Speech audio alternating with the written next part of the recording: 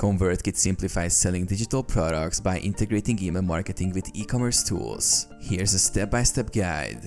Create an account. Sign up for ConvertKit and set up your account.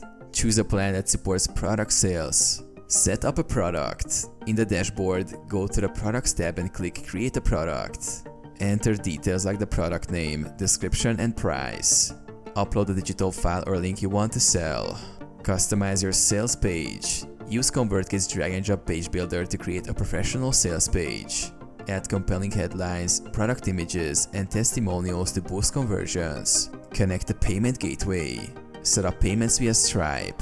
This allows you to securely accept credit card payments. Create a marketing funnel. Use ConvertKit's email sequences and automation to promote your product. Set up lead magnets to capture emails and guide subscribers through a nurturing sequence to drive purchases. Share your product link. Promote your sales page through social media, your blog, or existing email lists. Track sales. Monitor performance in the analytics dashboard to optimize your strategy.